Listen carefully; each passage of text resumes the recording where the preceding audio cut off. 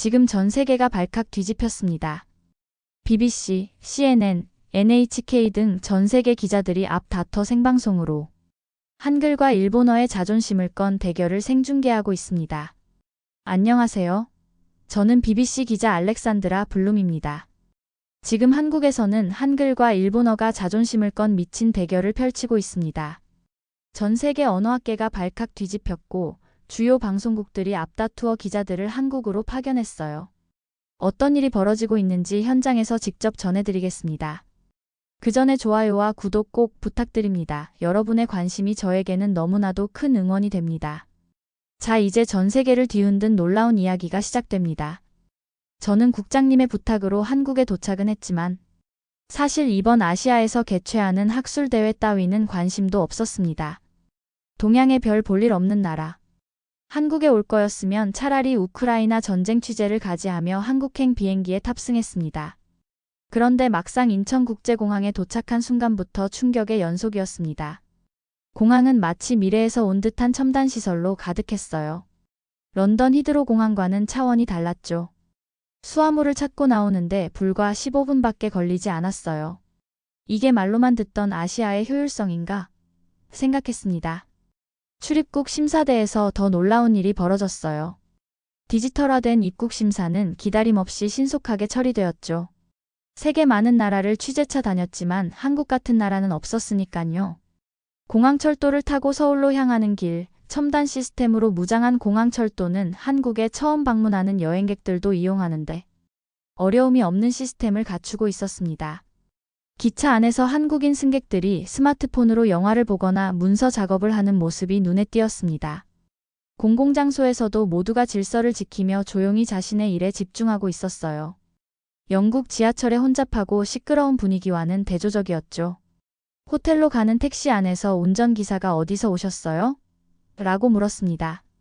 영국에서 왔어요 라고 답하자 그가 웃으며 아, 축구의 나라. 손흥민 선수 아시죠? 라고 했어요. 택시기사의 유창한 영어에 놀랐습니다. 런던에서는 외국인 택시기사와의 의사소통이 쉽지 않은데 말이죠. 목적지에 도착했을 때 또 다른 충격을 줬어요. 삼성동의 고층 빌딩들이 하늘을 찌를 듯 솟아 있었고 도로는 반짝반짝 빛나는 전기차들로 가득했습니다. 런던의 회색빛 하늘과 오래된 건물들에 익숙했던 제게는 마치 다른 행성에 온 것 같았어요. 호텔에 들어서자 놀라움은 계속됐어요. 최첨단 기술로 무장한 객실, 버튼 하나로 조절되는 모든 시설들. 그런데 이건 시작에 불과했습니다. 서울의 거리를 걸으며 제 편견이 하나둘 깨지는 걸 느꼈습니다. 깨끗한 도로와 정돈된 환경, 그리고 무엇보다 시민들의 질서의식이 놀라웠어요. 횡단보도에서 신호를 기다리는 사람들, 지하철에서 노약자에게 자리를 양보하는 청년들. 이런 모습은 런던에서는 점점 보기 힘들어지고 있거든요. 그날 저녁 호텔 레스토랑에서 우연히 MIT의 에단 교수와 마주쳤어요. 그는 내일 행사의 핵심 패널리스트 중 한 명이었죠. 아, BBC의 블룸 기자군요. 내일 행사에 관심 있으신가 보네요. 그가 웃으며 말했어요. 저는 솔직하게 물었습니다. 교수님, 한글이 정말 그렇게 혁신적인 문자인가요? 아니면 그냥 문화적 자부심의 표현일 뿐인가요? 에단 교수는 진지한 표정으로 대답했어요. 블룸 기자, 언어학자로서 말씀드리자면 한글은 단순한 문자가 아닙니다. 인간의 발음 기관과 소리의 원리를 완벽하게 반영한 과학적 시스템이죠. 게다가 600년이나 전에 만들어졌다는 게 놀랍지 않나요? 내일 행사에서 직접 확인해 봐야겠군. 행사장으로 향하는 택시 안에서 행사 자료를 훑어봤어요. 세계 문자 혁신 국제학술대회. 거창한 이름이네요. 그동안 취재했던 수많은 문화 행사들처럼 이것도 자국 홍보용 이벤트라고 생각했습니다. 제 무표정한 얼굴에는 이건 뭐 별거 없겠지라는 생각이 역력했을 거예요. 학회장으로 들어서자 수백 명의 참석자로 가득 찬 모습이 보였습니다. 단순한 학술대회가 아니라 중요한 국제행사임을 알 수 있었어요. 취재석에 자리를 잡고 주변을 둘러보니 단상에는 이미 세계적인 석학들이 앉아 있었습니다. MIT의 에단 교수, 옥스퍼드의 엘리자베스 교수, 베이징대의 왕 교수, 그리고 도쿄대의 사토 교수까지. 사토 교수는 평소 일본어의 우월성을 강조하는 학자로 유명했습니다. 제가 몇 번 인터뷰한 적이 있어 잘 알았죠.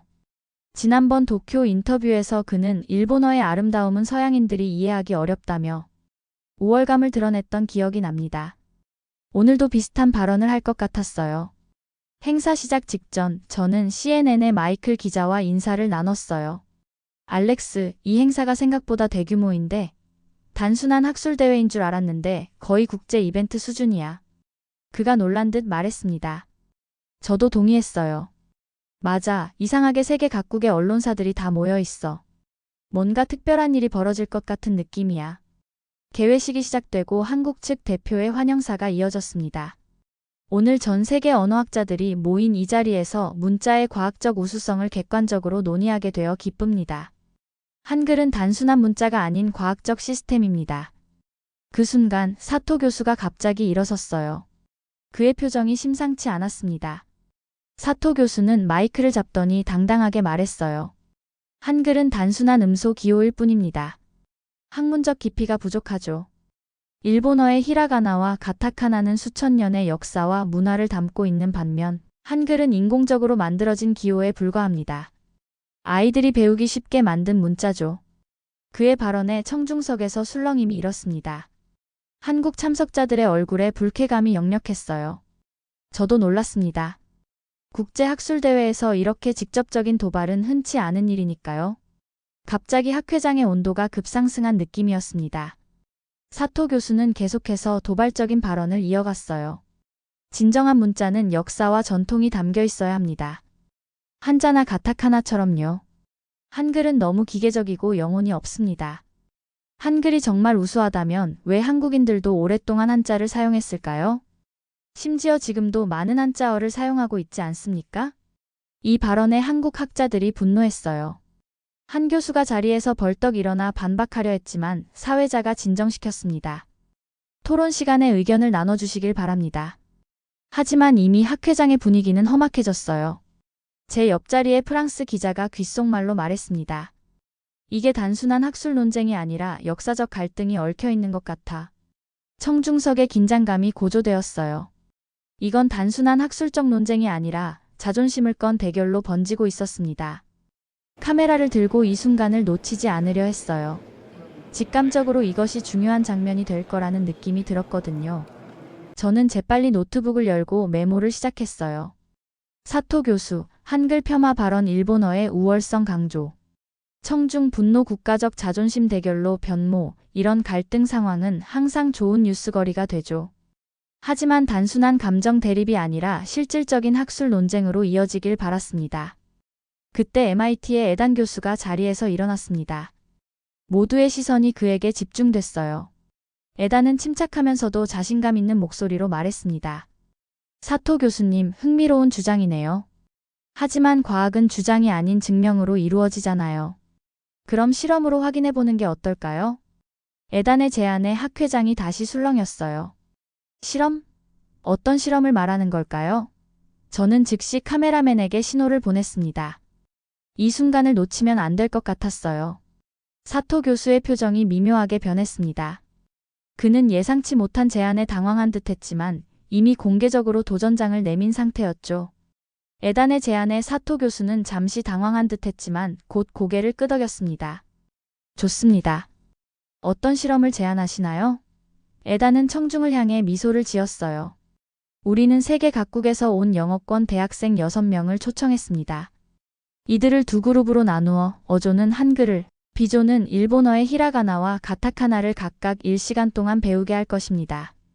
그리고 간단한 문장을 읽고 해석하는 과제를 줄 거예요. 에단 교수는 계속해서 실험 방법을 설명했어요. 우리는 이 실험을 위해 한국어와 일본어를 전혀 모르는 대학생들을 선발했습니다. 그들은 모두 영어가 모국어이며 다른 아시아 언어를 배운 적이 없어요. 이렇게 함으로써 최대한 공정한 조건을 만들었습니다. 순간 회장이 술렁였어요. 이런 실시간 대결은 전례가 없었거든요. CNN 카메라팀이 갑자기 장비를 세팅하기 시작했습니다. 그들의 프로듀서가 제게 다가와 속삭였어요. 우리는 이걸 생중계할 거예요. 유튜브와 CNN, BBC 채널로요. 당신도 준비되셨나요? 저는 놀라서 고개를 끄덕였습니다. 본사에 빠르게 연락해 생중계 허가를 받고 제 카메라맨에게 상황을 설명했어요. 팀, 이건 큰 뉴스가 될 것 같아. 두 교실을 번갈아 가며 촬영하자. 몇 분 후 저희 BBC도 생중계 준비를 마쳤습니다. 이 순간 작은 학술 논쟁이 전 세계적인 이벤트로 변모하고 있었어요. 실험에 참가할 대학생들이 학회장으로 들어왔습니다. 그들은 모두 20대 초반의 젊은이들이었어요. 옥스퍼드, 하버드, 케임브리지 등 세계 유수의 대학에서 온 학생들이었죠. 저는 그들에게 다가가 간단한 인터뷰를 시도했어요. 한국어나 일본어에 대해 알고 계신 게 있나요? 한 학생이 대답했습니다. 아니요, 둘 다 전혀 모릅니다.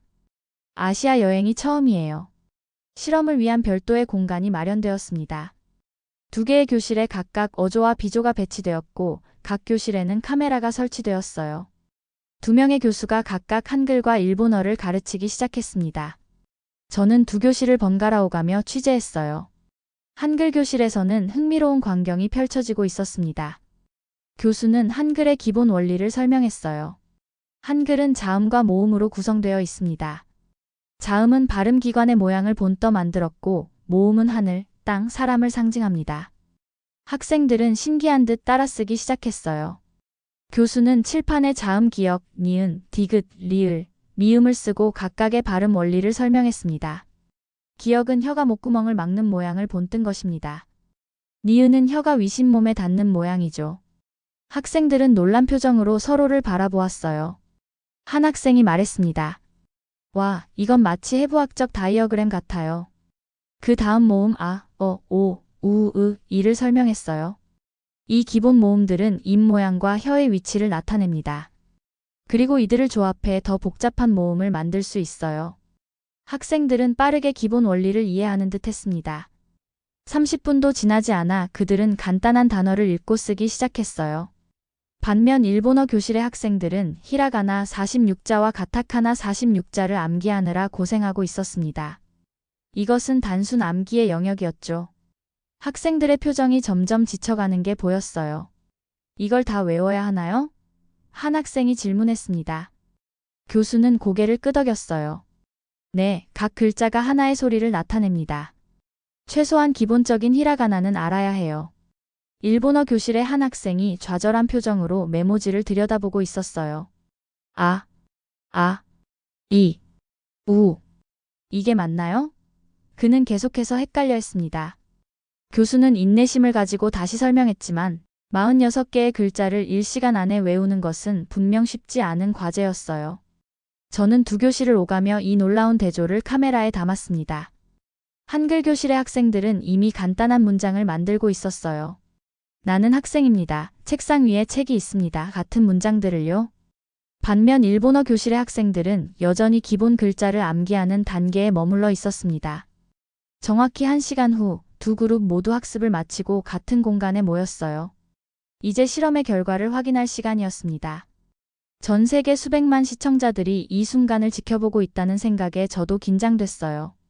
유튜브 실시간 댓글창은 이미 폭발하고 있었고 BBC의 시청률도 급상승 중이라는 연락이 왔습니다. 학생들에게는 각각 자신이 배운 문자로 쓰인 간단한 문장이 주어졌어요. 나는 학교에 갑니다. 오늘 날씨가 좋습니다. 같은 초등학교 수준의 문장이었죠. 학생들은 이를 읽고 해석해야 했습니다. 학회장은 긴장감으로 가득 찼어요. 사토 교수는 자신감 있는 표정이었지만 손가락으로 테이블을 두드리는 모습에서 불안감이 느껴졌습니다. 에단 교수는 차분한 표정으로 학생들을 바라보고 있었어요.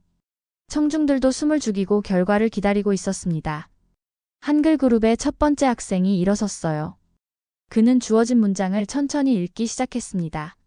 나는 학교에 갑니다. 그리고 영어로 번역했죠. 저는 학교에 갑니다. 정확했습니다. 청중들이 박수를 쳤어요. 두 번째 학생도 오늘 날씨가 좋습니다를 완벽하게 읽고 Today, the weather is good으로 번역했습니다.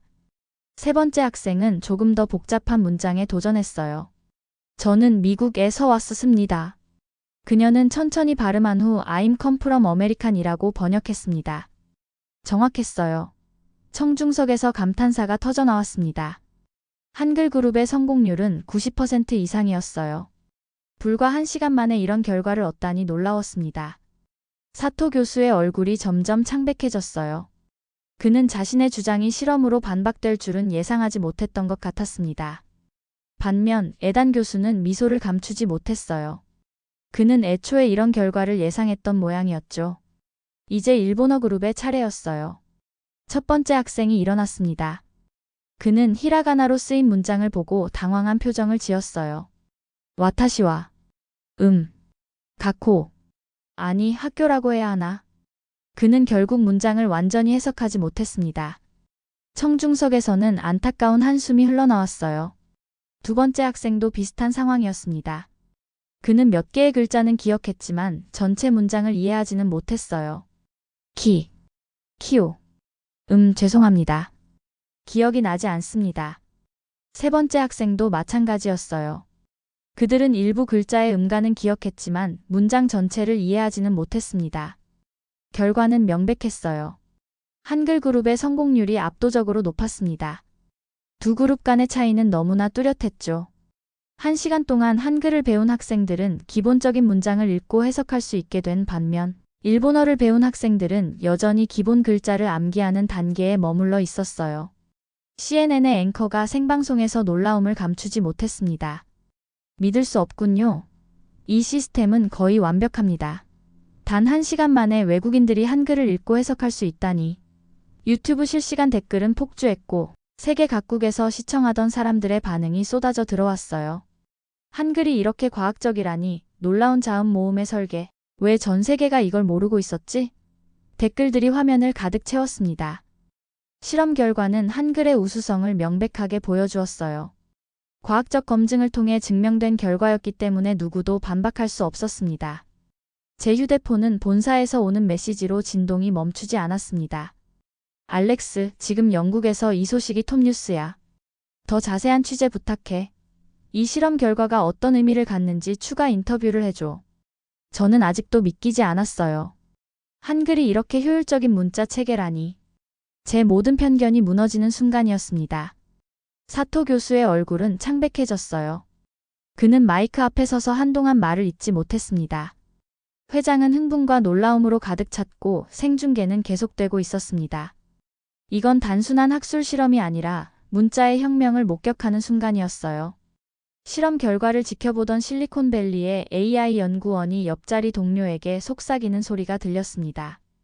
이 구조라면 AI 언어 모델에 혁명적인 변화를 줄 수 있을 거야. 한글의 원리를 응용한 알고리즘을 개발해야겠어. 저는 이 말을 듣고 더 흥미가 생겼어요. 한글이 첨단 기술에도 영향을 미칠 수 있다니 정말 놀라운 일이었습니다. 사토 교수가 마침내 입을 열었습니다. 이 정도인 줄은 몰랐습니다. 한글의 과학적 구조에 대해 더 연구해야겠네요. 그의 목소리에는 놀라움과 당혹감이 섞여 있었어요. 지금까지 굳게 믿어온 자신의 주장이 무너진 충격이었겠죠. 사토 교수는 계속해서 말했습니다. 저는 일본어의 역사적 가치와 문화적 깊이를 강조하고 싶었을 뿐인데 한글의 학습 효율성은 정말 놀랍습니다. 이런 실험적 증거 앞에서는 제 주장을 수정할 수밖에 없겠네요.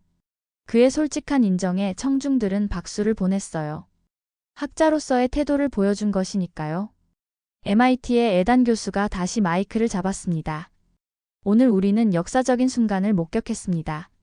한글은 단순한 문자가 아니라 과학입니다. 인간의 발음 기관과 소리의 원리를 완벽하게 반영한 시스템이죠. 세종대왕은 600년 전에 이미 현대 언어학의 원리를 이해하고 있었던 겁니다. 에단 교수는 프로젝터로 한글의 창제 원리를 보여주기 시작했어요. 한글의 자음은 발음 기관의 모양을 본뜬 것입니다. 기역은 혀가 목구멍을 막는 모양, 니은은 혀가 위심몸에 닿는 모양. 이처럼 모든 자음이 발음 방법을 시각적으로 나타내고 있어요. 그는 계속해서 모음의 구조도 설명했습니다. 모음은 하늘, 땅의, 사람이를 상징하는 세 가지 기본 요소로 구성됩니다. 이 세 요소의 조합으로 모든 모음을 표현할 수 있죠. 이런 체계적인 구조는 다른 어떤 문자 시스템에서도 찾아볼 수 없습니다. 저는 더 이상 방관자가 아니었어요. 직접 마이크를 잡고 현장의 감정을 전달하고 싶었습니다. 알렉산드라 블룸, BBC 현장에서 보도합니다. 지금 이곳에서는 믿을 수 없는 일이 벌어지고 있습니다. 한글이라는 문자가 세계 언어학계를 뒤흔들고 있어요. 말문이 막힐 정도입니다. 제 모든 편견이 깨졌어요. 자리에서 일어나 에단 교수를 인터뷰했습니다. 교수님, 한글의 어떤 점이 이렇게 혁신적인가요? 에단은 열정적으로 대답했어요. 한글은 자음과 모음을 발음 기관의 모양에 따라 디자인했습니다.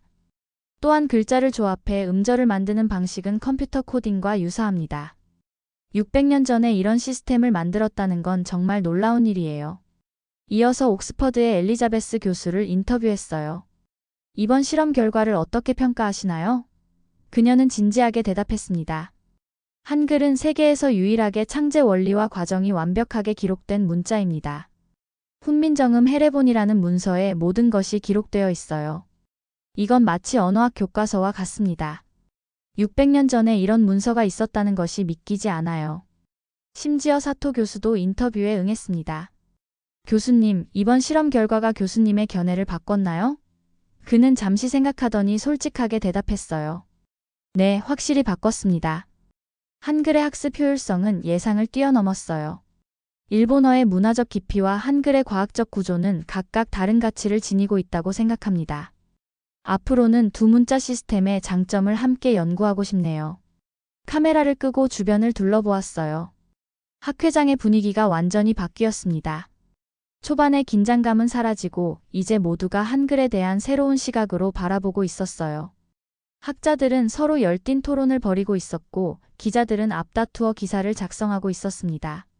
저도 노트북을 열고 기사 초안을 작성하기 시작했어요. 제목은 한글 600년 전 발명된 미래의 문자로 정했습니다. 첫 문장은 이렇게 썼어요.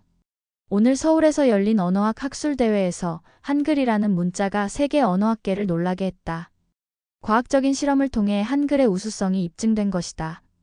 이 기사는 제 경력에서 가장 중요한 기사가 될 것 같았어요. 단순한 문화행사 취재가 아니라 세계적인 학술적 발견을 보도하는 것이니까요. 제가 처음에 가졌던 시니컬한 태도가 부끄러워졌습니다. 어떻게 이런 혁신적인 문자 체계를 지금까지 몰랐을까? 하는 생각이 들었어요. 학회 둘째 날 유네스코 관계자인 루이스가 단상에 올랐습니다. 어제의 실험 결과는 매우 충격적이었습니다. 한글의 과학적 구조와 학습 효율성은 세계 문맹 퇴치 프로그램에 혁명적인 변화를 가져올 수 있습니다. 우리는 한글 기반 문해력 시스템 도입을 적극 검토하겠습니다. 그의 발언에 청중석에서 환호성이 터져나왔어요. 이건 단순한 학술적 인정을 넘어서는 일이었습니다. 전 세계 교육 시스템에 영향을 미칠 수 있는 중요한 순간이었어요.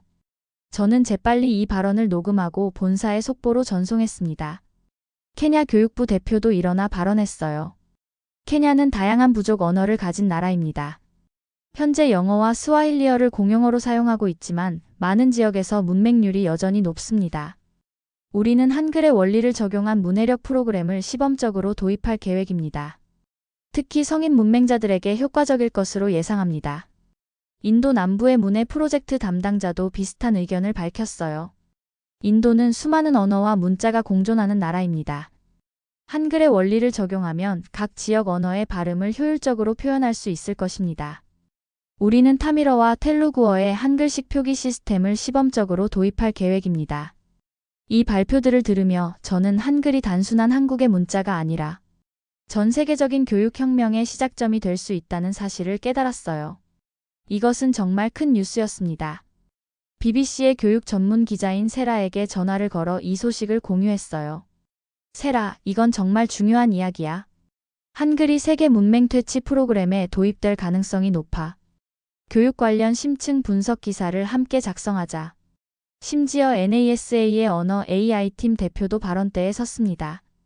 우리는 외계 문명과의 소통을 위한 기초 언어 시스템 연구에 한글의 원리를 도입하고 있습니다. 한글은 논리적이고 체계적인 구조로 AI가 학습하기에 가장 적합한 문자 시스템입니다. 이런 특성은 미지의 언어를 해독하는 데 큰 도움이 될 것입니다. 구글과 마이크로소프트의 AI 연구원들도 한글에 관심을 보였어요. 구글의 수석 연구원은 한글의 구조적 특성은 자연어 처리 알고리즘 개발에 혁신적인 영감을 줄 수 있습니다. 우리는 한글의 원리를 AI 학습 모델에 적용하는 연구를 시작했습니다. 라고 밝혔어요. 마이크로소프트의 연구원은 더 구체적인 계획을 발표했습니다. 우리는 한글의 구조적 원리를 응용한 새로운 프로그래밍 언어를 개발 중입니다. 이 언어는 인간의 자연어와 컴퓨터 언어 사이의 간극을 줄이는 데 큰 역할을 할 것입니다. 한글의 조합적 특성은 코딩 학습에도 매우 효과적일 것으로 예상됩니다. 전 세계 언론들이 이 소식을 앞다투어 보도하기 시작했어요. CNN은 한글 미래 기술의 열쇠가 된 600년 된 문자라는 제목의 특집 방송을 내보냈고, 르몽드는 디지털 시대의 새로운 언어 혁명 한글이라는 기사를 일면에 실었습니다. NHK도 일본 학자들 한글의 과학성에 주목하다라는 특집을 방송했어요. 이 모든 소식을 취재하며 저는 한글이 단순한 문자가 아니라 미래 기술과 교육의 열쇠가 될 수 있다는 사실을 깨달았어요. 제 머릿속은 혼란스러웠습니다. 불과 이틀 전만 해도 한글에 대해 특별한 인상이 없었는데 이제는 그 가치를 절실히 느끼게 되었어요. 학회장을 나와 잠시 휴식을 취하며 서울의 거리를 걸었어요. 사람들이 한글로 된 간판과 광고를 보며 걷고 있었습니다. 그들은 자신들이 매일 사용하는 문자가 얼마나 특별한지 알고 있을까요? 한글은 그들에게 너무 일상적이어서 그 가치를 잊고 있는 건 아닐까 생각했어요. 마치 영국인들이 셰익스피어의 가치를 당연하게 여기는 것처럼요. 학회 마지막 날, 저는 세종대왕 박물관을 방문했어요. 그곳에서 한글 창제의 역사와 배경에 대해 더 자세히 알아볼 수 있었습니다. 가이드의 설명을 들으며 놀라움을 금치 못했어요. 세종대왕은 백성들이 쉽게 글을 배울 수 있도록 한글을 만들었습니다. 당시 한자는 일반 백성들이 배우기 너무 어려웠거든요. 이 말을 듣고 가슴이 뭉클해졌어요. 한글은 단순한 언어학적 발명이 아니라 모든 사람이 읽고 쓸 수 있게 하려는 평등의 정신에서 비롯된 것이었습니다. 600년 전 한왕이 자신의 백성들을 위해 이런 혁신적인 문자를 만들었다는 사실이 감동적이었어요. 박물관에서 훈민정음 해례본의 복제본을 보았습니다. 이것은 한글의 창제 원리를 설명한 책이었어요. 가이드는 이 책은 세계에서 유일하게 문자 창제의 모든 과정과 원리를 상세히 기록한 문서입니다. 라고 설명했어요. 정말 놀라운 일이었습니다. 대부분의 문자는 자연스럽게 발전하거나 기존 문자에서 파생되었지만 한글은 과학적 원리에 따라 의도적으로 설계된 문자였어요. 박물관을 나온 후 서울거리의 카페에 앉아 최종 기사를 작성했습니다. 제목은 한글 인류의 선물로 정했어요. 이번 취재는 제 기자 경력에서 가장 뜻깊은 경험이 될 것 같았습니다. 단순한 뉴스 보도를 넘어서 한 문화를 깊이 이해하게 된 순간이었으니까요. 기사의 마지막 문단을 이렇게 작성했어요. 나는 오늘 세종이라는 이름을 처음 알았다. 하지만 그 이름은 이제 세계 문자 역사의 중심에 자리하게 될 것이다. 한글은 단순한 한국의 문자가 아니라 인류 전체의 자산이다. 그것은 과학이자 혁신이자 미래다. 기사를 마무리하고 창밖을 바라보았어요. 서울의 밤하늘은 별들로 가득했습니다. 빌딩 숲 사이로 보이는 남산타워의 불빛이 마치 등대처럼 빛나고 있었죠. 어딘가에 세종대왕의 영혼이 있다면 오늘 이를 흐뭇하게 지켜보지 않았을까요? 600년 전에 만든 그의 창조물이 21세기에 와서 전 세계를 변화시키고 있으니까요. 노트북을 닫고 침대에 누웠지만 잠이 오지 않았어요. 오늘 하루 동안 제 머릿속에 쌓였던 편견들이 무너진 경험이 계속 떠올랐습니다. 영국의 BBC 기자로서 저는 서구 중심적 시각을 가지고 있었어요. 아시아의 문화와 역사에 대해 피상적으로만 알고 있었죠. 특히 한글에 대해서는 거의 아는 것이 없었습니다. 다음 날 아침 제 기사는 BBC 메인 페이지에 헤드라인을 장식했습니다. 제목 아래에는 실험 장면의 사진과 함께 제 기사가 실렸어요. 이메일함에는 세계 각국의 언론사에서 온 인터뷰 요청이 가득했습니다. 심지어 영국의 옥스퍼드 대학에서도 한글 특별 강연에 대한 초청이 왔어요. 아침 식사를 하러 호텔 레스토랑에 내려갔을 때 사람들이 절 알아보고 다가왔습니다. 어제 생중계 봤어요. 정말 놀라운 실험이었죠. 한 호주 관광객이 말했어요. 미국에서 온 언어학 교수는 덕분에 한글에 대해 다시 생각하게 됐어요. 우리 대학에서도 한글 연구를 시작할 계획입니다. 라고 말했습니다. 오후에는 한국 교육부 장관과의 인터뷰 일정이 잡혔어요. 장관은 이렇게 말했습니다. 한글의 가치가 세계적으로 인정받게 되어 기쁩니다. 우리는 앞으로 한글의 우수성을 더 많은 나라에 알리고 세계 문맹 퇴치 프로그램에 한글의 원리를 적용할 수 있도록 적극 지원할 것입니다. 인터뷰를 마치고 나오면서 전화가 울렸어요. 본사의 편집장이었습니다. 알렉스, 내 기사가 큰 반향을 일으키고 있어. 영국 교육부에서도 한글의 교육적 가치에 관심을 보이고 있어. 지금 바로 특별 다큐멘터리 제작을 시작할 거야. 내가 메인 프레젠터를 맡아줬으면 해. 이 제안에 기뻐하며 수락했어요. 한글에 대한 다큐멘터리를 만들다니 일주일 전에 저로서는 상상도 못했을 일이었습니다. 그만큼 제 시각이 완전히 바뀐 거죠. 이제 저는 단순한 취재 기자가 아니라 한글의 가치를 전 세계에 알리는 전달자가 되었으니까요. 서울 시내로 나가보니 이미 거리는 활기찬 모습이었어요. 대형 전광판에서는 어제의 실험 영상이 반복해서 재생되고 있었습니다. 사람들은 그것을 보며 자부심에 찬 표정을 짓고 있었어요. 저는 이런 광경을 보며 생각했습니다. 언어는 단순한 소통 도구가 아니라 한 민족의 정체성과 자부심을 담고 있구나. 본사로 돌아가기 전 마지막으로 인천공항에서 짧은 마무리 리포트를 찍었습니다. 알렉산드라 블룸, 서울에서 보도합니다. 일주일 전 저는 한글이라는 문자에 대해 아무것도 모른 채 이곳에 왔습니다. 하지만 이제 저는 확신합니다. 한글은 인류가 만든 가장 과학적인 문자 체계이며 미래 교육과 기술의 중요한 열쇠가 될 것입니다. 한국을 떠나지만 한글의 아름다움과 과학성은 제 마음속에 깊이 남을 것입니다. 비행기에 오르며 마지막으로 서울의 풍경을 바라보았어요. 한강을 따라 늘어선 고층 빌딩들, 남산타워, 그리고 멀리 보이는 북한산까지. 이 모든 것이 600년 전 한 위대한 왕의 혁신 정신과 이어져 있다고 생각하니 새삼 감동이 밀려왔습니다. 비행기가 활주로를 달리기 시작했어요. 창밖으로 보이는 인천국제공항의 웅장한 모습을 마지막으로 담아두려 했습니다. 세계 최고의 공항 중 하나라는 말이 과장이 아니었어요. 유리와 철골로 이루어진 아름다운 건축물, 완벽하게 정돈된 시설들. 이 모든 것이 한국의 현대적 면모를 보여주고 있었습니다. 비행기가 이륙하며 서울의 전경이 점점 작아졌어요. 구름 위로 올라가면서 이번 취재의 의미를 다시 한번 생각해 보았습니다. 이건 단순한 문화행사 취재가 아니었어요. 인류의 역사에서 중요한 발견을 목격하고 기록한 순간이었습니다. 런던으로 돌아가는 12시간의 비행 동안 저는 한글에 대한 다큐멘터리 기획안을 작성했어요. 제목은 세종의 코드 600년 된 AI의 열쇠로 정했습니다. 이 다큐멘터리에서는 한글의 과학적 원리를 설명하고 그것이 현대기술과 교육에 어떤 영향을 미칠 수 있는지 탐구할 계획이었어요.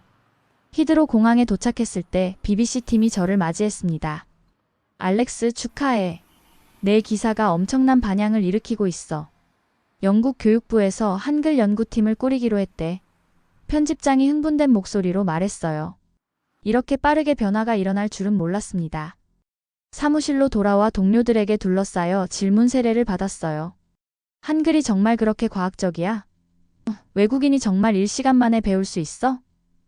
영국 학교에서도 도입될 가능성이 있을까? 모두가 한글에 대해 궁금해했습니다. 다음 날 BBC 본사에서 특별 프로그램 녹화가 있었어요. 저는 한글의 원리와 실험 결과를 자세히 설명했습니다. 한글은 단순한 문자가 아니라 소리의 과학입니다.